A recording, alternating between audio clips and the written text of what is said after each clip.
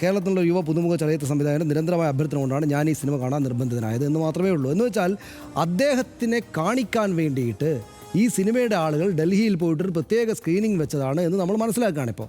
അപ്പോൾ ദിലീപിന് വേണ്ടിയിട്ടൊരു വലിയ PR സംഘം, ഒരു വക്കീൽ സംഘം കോടതിയിൽ പോരാടുമ്പോൾ ഒരു PR സംഘം സോഷ്യൽ മീഡിയയിലും പുറത്തും പോരാടുന്നുണ്ട് എന്ന് നമുക്ക് നേരത്തെ അറിയാവുന്ന കാര്യമാണ്. നമ്മളത് ഏതാണ്ട് ഒരു പരസ്യമായ രഹസ്യം പോലെ ഇങ്ങനെ നടന്നുകൊണ്ടിരിക്കുകയാണ്. സിനിമാ നടന്മാർ പല ആളുകളും ഇപ്പോൾ PR സംഘത്തെ ഉപയോഗിക്കുന്നുണ്ട്. ഇദ്ദേഹത്തിന് അഡീഷണൽ ആയ ആവശ്യമുണ്ട്, അഡീഷണൽ ആയിട്ടുള്ള പൈസയുമുണ്ട്, അതുകൊണ്ട് അദ്ദേഹം ചിലവാക്കുകയാണ്. അപ്പോൾ ആ PR സംഘത്തിൻ്റെ വളരെ ഗംഭീരമായിട്ടുള്ളൊരു നീക്കമായിരുന്നു MA ബേബി സഖാവിന് വേണ്ടിയിട്ട് ഡൽഹിയിൽ പോയിട്ട് സിനിമ കാണിച്ചു കൊടുക്കുക എന്നുള്ളത്. അങ്ങനെ ആ സ്ക്രീനിങ് നടന്നു, അദ്ദേഹം കണ്ടു, സംസാരിച്ചു, അതിങ്ങനെ ഒരു വലിയ ബഹളത്തിലേക്ക് എത്തി. എന്തുകൊണ്ടാണ് ദിലീപ് MB ഗോവിന്ദൻ മാസ്റ്റർ സംസ്ഥാന സെക്രട്ടറിക്ക് പോയിട്ട് ഒരു സ്ക്രീനിങ് വെച്ചു കൊടുക്കാതിരുന്നത്? എന്തുകൊണ്ടാണ് മുഖ്യമന്ത്രി പിണറായി വിജയനെ ഒരു സ്ക്രീനിങ് വെച്ചു കൊടുക്കാതിരുന്നത്? ഇതിനേക്കാൾ വലിയ ബഹളമായിട്ടുള്ള എമ്പുരാൻ പോയിട്ട് കുടുംബസമേതം കണ്ട ആളല്ലേ മുഖ്യമന്ത്രി, അദ്ദേഹം പോയില്ലല്ലോ. അപ്പോൾ MA ബേബി സഖാവിനെ പോയി കണ്ടാൽ നമ്മുടെ കാര്യം നടക്കും എന്നീ ചെറുപ്പക്കാർക്ക്, ഈ PR സംഘത്തിന് ആകെ മനസ്സിലായി. അവരെ വൃത്തിയായിട്ട് നടപ്പാക്കിയെടുത്തു, അവർക്ക് നേട്ടം ഉണ്ടായിട്ടുണ്ട്. ഇതിപ്പോൾ ദിലീപിൻ്റെ സിനിമ ആർക്കും കാണാമല്ലോ.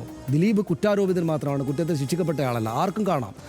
ആ സിനിമ കണ്ട ആളുകൾക്ക് പോയിട്ട് ഇത് നല്ല സിനിമയാണെന്ന് പറയുകയും ചെയ്യാം. പക്ഷേ MA ബേബി ലക്ഷക്കണക്കിനായിട്ടുള്ള ഒരു പാർട്ടിക്കാരുള്ള ഒരു പാർട്ടിയുടെ ജനറൽ സെക്രട്ടറി ആണല്ലോ. അപ്പോൾ അദ്ദേഹത്തിൻ്റെ വ്യക്തിപരമായിട്ടുള്ള കാര്യം മാത്രമല്ലോ അദ്ദേഹം പറയേണ്ടത്.